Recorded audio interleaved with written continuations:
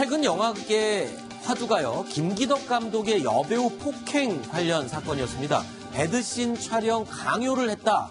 이런 논란인데요. 김기덕 감독을 고소한 여배우 A모 씨 측이요. 오늘 오전에 기자회견을 열기도 했습니다. 최근에 수면 위로 떠오르고 있는 감독과 여배우 간의 갈등, 지금부터 영화계 노출신의 명과 암을 잠시 짚어보도록 하겠습니다. 자, 일단은 김기덕 감독 사건을 비롯해서 이 최근 여배우 간의 갈등, 이 노출 장면이거든요. 그런데 영화계에서는 노출 계약서를 쓰고 있다라는 얘기가 지금 언론에 나오고 있습니다. 하나 묻겠습니다. 실제로 영화판에 노출 계약서라는 게 존재합니까? 제가 아는 한, 제가 연예 기자를 20년 이상 해온 경험상 그런 어떤 계약서를 따로 두고 있지는 않다고 합니다. 노출 계약서라는 계약서가 별도로 있는 건 아니군요. 그렇습니다. 왜냐하면 이제 특별한 경우에 대개는 보통 시나리오가 나올 때부터 감독이 캐스팅 단계에서 노출이라든가 특별한 장면이 있으면 얘기를 언급을 하고 서로 양해하에 이제 시작을 하는데요. 그 다음에 구체적으로 들어가서 어떤 장면. 그런데 이제 아주 특별한 경우에 일반적으로는 계약서가 없는데 아주 특별한 경우도 있습니다. 왜냐하면 얼음을 깨고 물속에 들어가야 되는데 이 경우에 몇 번을 들어갈 건지 그런 것도 계약서에 쓰는군요. 이런 아주 특이한 경우가 있습니다. 그리고 또 전라씬 같은 경우도 이게 뒷모습만 보여줄 건지 앞모습을 보이되 헤어 누드만 보일 건지 아니면 어디만 보여야 이런 어떤 미묘한 부분은 구체적으로 약정을 한다고 그럽니다. 그런데 실제로 일반적으로는 시나리오가 나오면 그냥 이런 장면이 있다. 그래서 이번에는 노출씬이 있기 때문에 그 부분에 할 건지 말 건지에 대한 어떤 양해, 서로 신뢰와 믿음이 주어진 다음에 얘기가 진행되기 때문에요.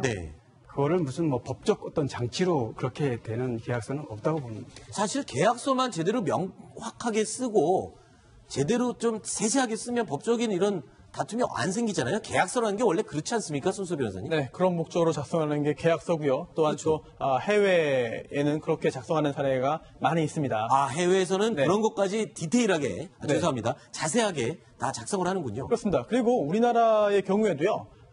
노출 계약서라는 별도의 계약서가 존재하는 경우는 저도 못 봤습니다만 출연 계약서 또는 배우 계약서 등등의 제목으로 되어 있는 계약서에 노출 관련된 부분이 기재되어 있는 경우가 점점 늘고 있습니다. 그리고 특정한 경우에는요, 특별한 경우에는 어느 부위, 몇 회, 촬영 방법 등등까지 세세하게 정하는 경우도 최근엔 찾아볼 수가 있는데요.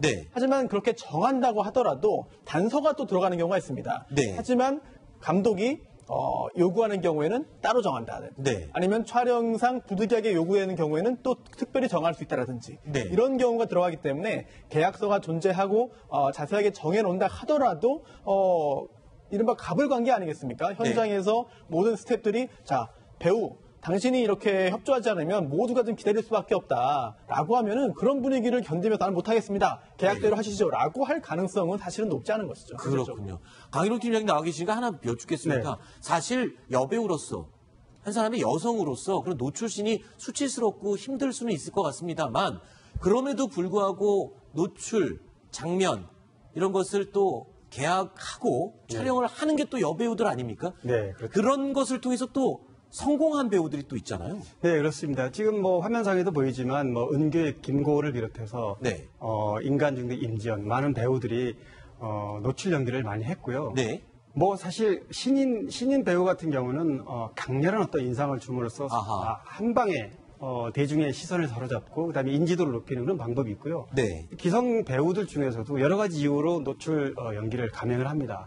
김혜수 씨라든가 조혜정 씨 같은 경우는 사실 굉장히 이미 유명하고 저명한 배우임에도 불구하고 노출신을 감행합니다. 또 하나 사례가 대표적인 게 배우 신은경 같은 경우는 과거에 음주 교통사고 낸 이후에 활동이 중단됐습니다. 그랬었죠. 다시 복귀하는 과정에 평범한 작품으로는 사실 어렵기 때문에 당시에 인권택 감독의 창이라는 굉장히 노출이 많은 그런 장면, 그 영화로 다시 발돋움해서 복귀에 성공을 했습니다. 그러니까 어떤 강렬한 인상을 주거나 어떤 극약 처방을 해서 배우가 충분히 본인이 인지하고 약속하고 본인이 허락하에서 진행되는 거지 현장에서 감독이 예정이 없던 계획이 없고 갑자기 강제로 시킨다거나 그런 일은 있을 수가 없습니다.